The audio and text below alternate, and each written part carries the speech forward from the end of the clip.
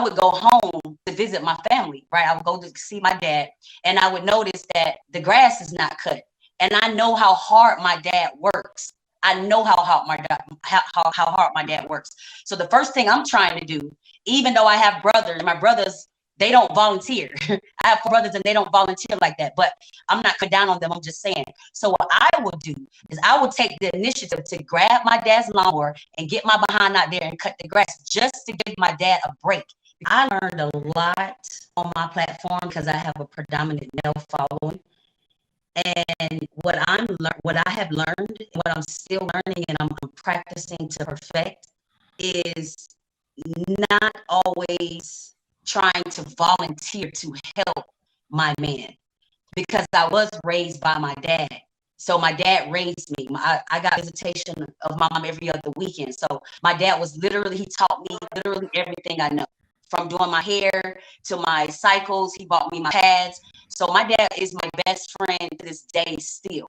And so for an example, I would go home to visit my family, right? I would go to see my dad, and I would notice that the grass is not cut. And I know how hard my dad works. I know how hard my dad works.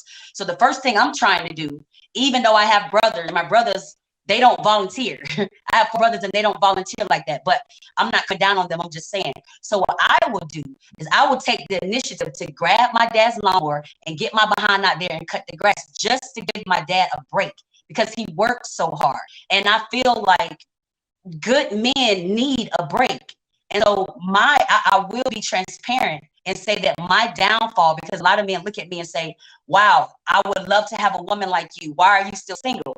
I know for a fact my downfall is, some will say it's a plus, but I say that it's a negative that I'm trying to balance. Because if a man comes to me with problems, if my man that I love dearly, because first of all, I'm not going to be with you if I'm not in it to be with you, right? So if a man that I love has a problem, and I want to hear his problem, because I am a solutionist. When you bring me a problem, I want to help you with that problem. But I'm realizing that a lot of that men are teaching me that some men find their value in the need to feel like a man doing things. And if I'm always trying to volunteer or trying to help him, then it may appear sometimes that I'm trying to be in his position or be in his power, and I'm not. It's just that I realize that, especially for black men need a break.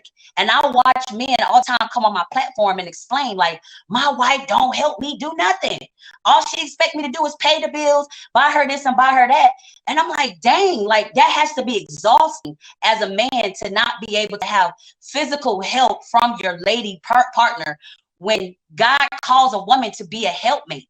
And I see myself as that naturally. And I'm a woman that is willing. And we talk about that too on my platform a lot. So I just want to say that for the men that say, like, you know, you can't talk to a woman, that's not true. You just have to pick the right woman, you know, and you'll find out that a lot of women are emotionally stable because of her background of having a father, you know, and she's genuinely asking, what's wrong, babe? Or, you know, how was your day? She's genuinely asking to see where she can fit in and give you a break too. Well, you gotta remember, sometimes we don't want to talk to you, and it's not a bad thing. I understand that, but I think that is unhealthy. Hold on. I think that's unhealthy. No. It is healthy. See, this is one of the issues, and it goes back to what I just said 5 minutes ago. Women be wanting us to talk to them for them. You got to think about what we want. It's not about you. We don't care about what you want when we going through something. Y'all think that's why y'all got to sit y'all asses down somewhere. Even when we're upset, you still got to sit down. When we need you, we know how to compartmentalize. We know how to ask for help. See, our women, black women in particular, don't like to ask for help. We ask for help. So if we need you, we'll ask for it. Like, it's annoying when a woman's like, what's wrong? Why? Sit down. Yeah. Let us deal with our own issues how we want to. And in a lot of cases, women get mad when we got issues and we go to a friend or a male, like somebody said, a barber or whatever, because the bottom line is we gotta handle our own stuff sometimes. We don't need no mama. We don't need no mama. So please, to you ladies, but a lot of women, the women that you're talking about, though, the women that you're talking about is solely Barbies. Can I finish? I'm just saying to the ladies, as a man, you okay? Touch him, and if he says I'm okay, be like okay, and let him go. Don't start hounding him. What's wrong? What's wrong? Leave him alone, because you are going to turn into part of the problem. Women need to know how to be quiet in all situations. Go ahead. I was gonna say to you, Jane, right? Yes. I was gonna say to you that the way how you want to help is great, because there are women who don't even want to touch a damn thing. But I would say that with that, there needs to be a balance, because the way how you're explaining it sounds a little bit too overpowering for a man. Mommy-ish. And it could be a little bit, some men will call it masculine. Mommy. Trolling, right? Because what happens is when we have our kids, you're a mom, you and we want to control our kids and say, hey, sit down, don't do this, don't do that, because you want the best for your kids. So you're like overly emotional, caring to the extreme, but that's a child. So you're supposed to do that. But then there's levels to that too, because when they get older, you got to kind of cut that down, right? But when it comes to a man that's over you, leader wise, you have to learn your man. So a lot of men don't want all that.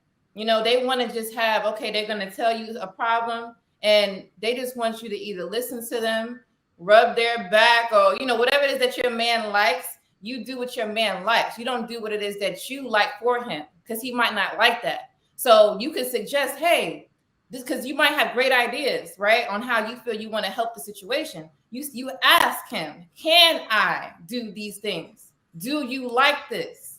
And they're going to say yes or no, and then you do that. If you don't ask, then it's going to be controlling. Just like you made your example about your family members, your brothers, right? I understand that you're like, my dad works hard. And you're like, I want to step in and do that, which is amazing. But them brothers that you had should have did that. You just said that they were late, or I was just say lazy. I don't know the word you use. They are this way, right? So you could have been the big sister or little sister. I'm not sure your place in that. And be like, hey, get your asses up off this couch and come cut this grass, right? Be more in that role instead of taking the role, because men don't want you to take their role and take all this physical activity. That's not your place. That's not your help place, unless the man asks you to do that, right? You're taking a physical place that is not in your femininity. That is not feminine, unless the man asks you for that. You get what I'm saying? We don't want to take over in that way. We don't want to help them in that way unless they ask for it. You want to make sure that you're helping them on what they like. So every man on this platform has a different path and a different vision for their house. So you have to understand in your house and your man, what is his vision and what do y'all do for that? And what does he like for it? As well as you, what you like as well. But you have to make sure that you are considering what this man wants and what he needs, and not what you think he wants and needs.